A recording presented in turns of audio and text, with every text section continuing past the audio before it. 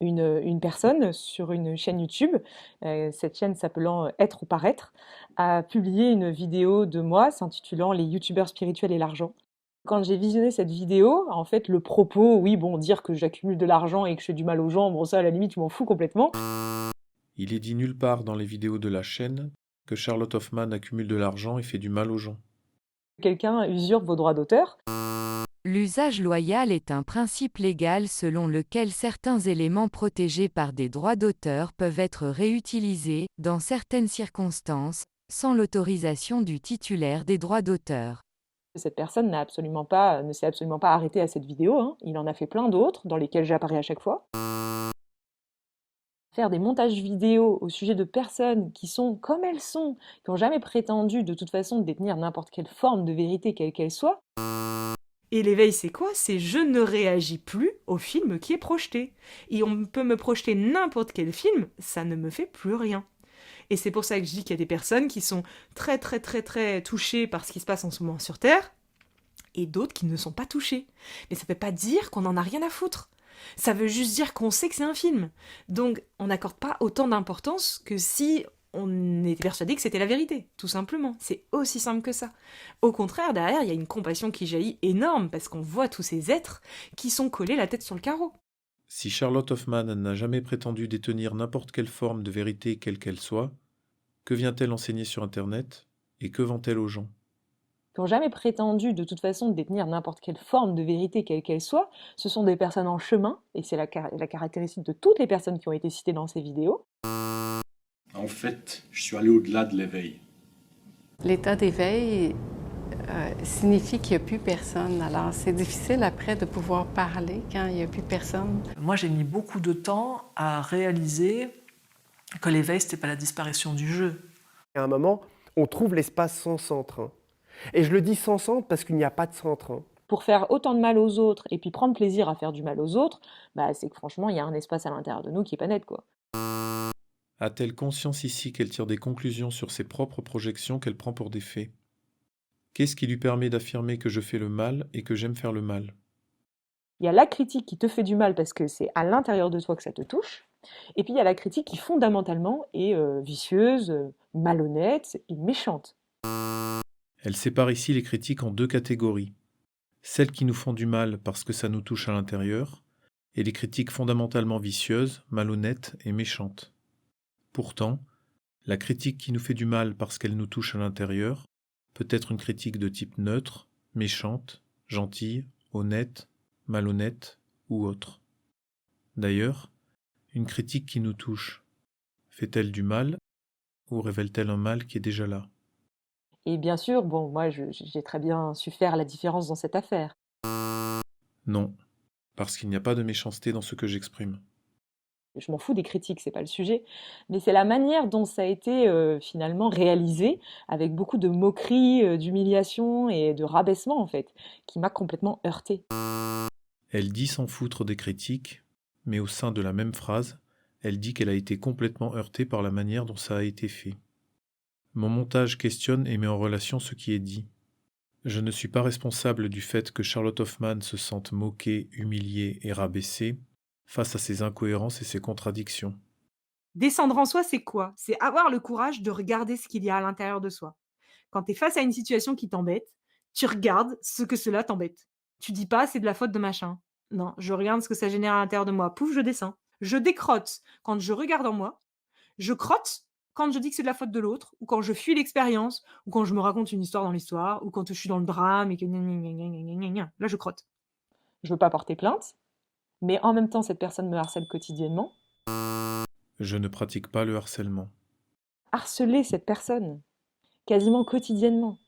À chaque fois que je publie quelque chose, à chaque fois que je fais une émission en live, à chaque fois que je ceci, à chaque fois que cela, prendre toutes mes vidéos, toutes mes interviews, tous les gens avec qui j'ai réalisé des choses, et à chaque fois en commentaire, recommenter, recommenter, recommenter. Ce qu'elle énonce ici est-il seulement réalisable? Je ne vous parle pas de ça aujourd'hui pour que vous alliez bombarder cette personne qui actuellement est suffisamment malade. Qu'est-ce qui permet à Charlotte Hoffman d'affirmer que je suis malade? Je sais très bien qui il est, je sais très bien où il habite.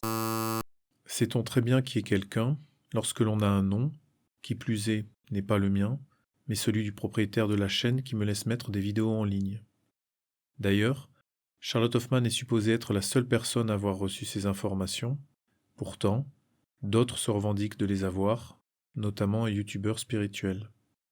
Il est allé créer différents profils sur différentes chaînes YouTube, en venant me harceler pendant mes émissions en direct, en venant me harceler par mail, en venant me harceler sur plusieurs plateformes. Soit lui, soit des agents agissant pour lui, ou des amis à lui, ou j'en sais trop rien, bon bref, des gens d'accord avec lui. J'en sais trop rien, bon bref, des gens d'accord avec lui. Lorsque l'on fait des accusations de harcèlement à l'encontre de quelqu'un, ce n'est pas anodin. Ne serait-il pas judicieux de faire attention à ce que l'on exprime sur Internet, surtout lorsque l'on a plus de 70 000 abonnés? La façon approximative, excessive et fausse que Charlotte Hoffman a de décrire les choses questionne quant à ce qu'elle appelle harcèlement. Sa vidéo contient d'autres exagérations, déformations et inventions qui ne seront pas détaillées ici afin que le propos reste concis.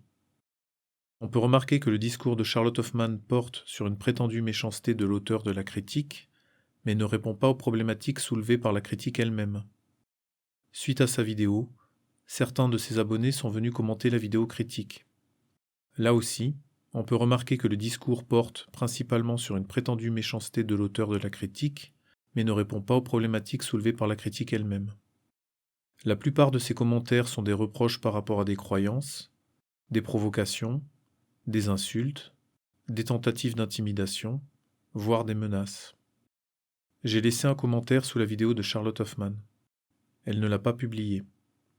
Parmi les commentaires qu'elle n'a pas censurés, on peut trouver, par exemple, ceci.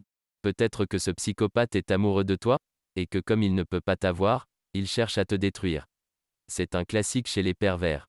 En tout cas, jolie Charlotte d'amour, on t'aime, et ça ne changera jamais. Le cœur signifie que Charlotte Hoffman adore le commentaire.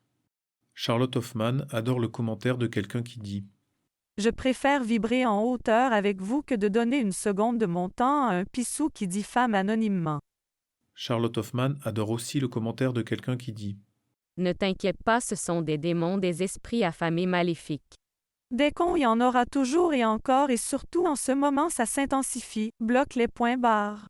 Il attaque d'autres youtubeurs, c'est un grand malade. De quel genre de spiritualité Charlotte Hoffman est-elle l'ambassadrice?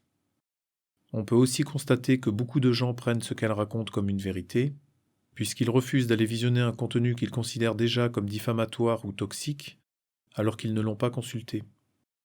Ils préfèrent rester avec l'énergie de Charlotte Hoffman. Peut-on parler de réveil des consciences lorsque les gens croient ce qu'on leur dit sur parole? Peut-on percevoir les intentions d'autrui lorsque l'on refuse d'observer ce qui est fait et dit sans apposer une étiquette d'être de lumière ou de démon? Et c'est sûr que quand on fait un montage vidéo en omettant à quoi va servir cet argent, c'est sûr que le montage vidéo est complètement hors sujet.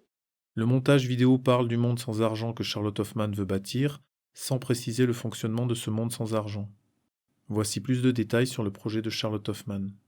Cet argent, donc que ce soit collecté via les dons de cette chaîne, que ce soit collecté via les retraites, que ce soit collecté via la vente de Mala, in fine, c'est le même but.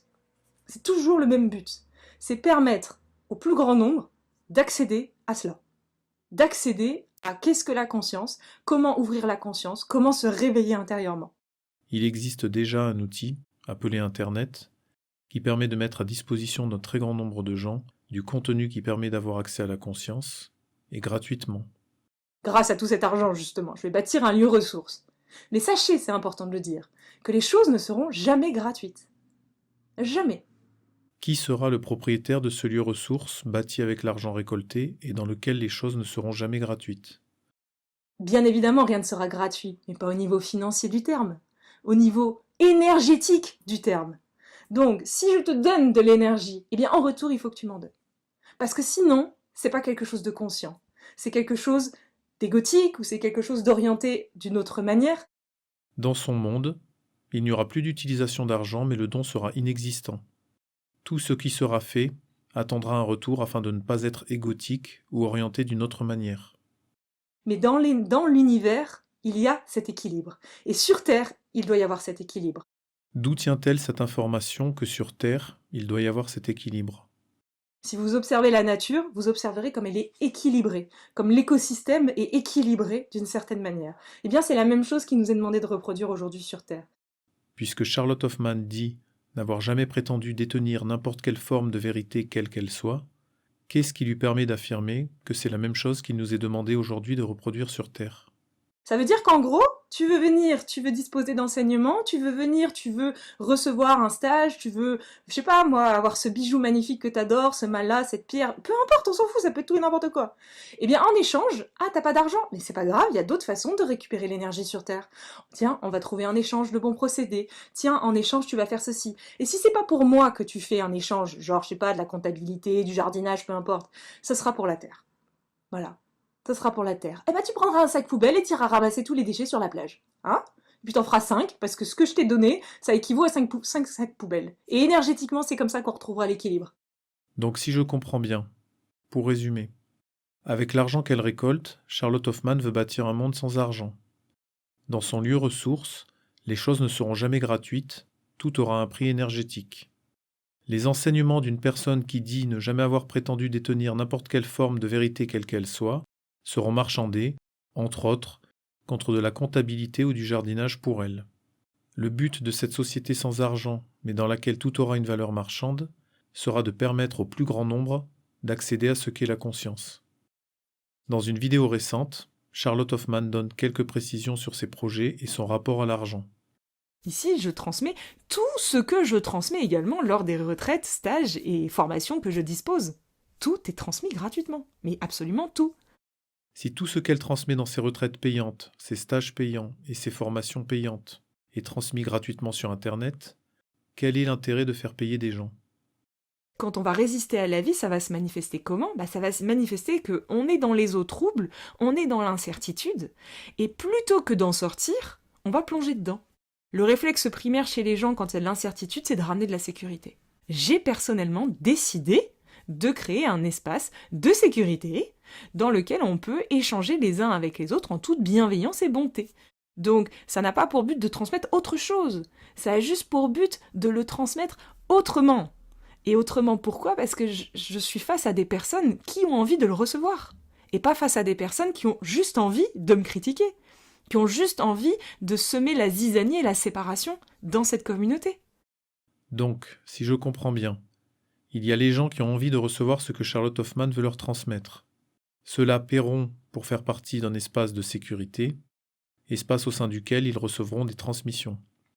Et il y a les gens qui ont juste envie de critiquer, semer la zizanie et la séparation. Ceux-là ne paieront pas pour avoir accès sur YouTube aux mêmes transmissions que ceux qui payent. Transmission donnée par une personne qui dit ne jamais avoir prétendu détenir n'importe quelle forme de vérité quelle qu'elle soit. En quoi consiste le projet de Charlotte Hoffman ?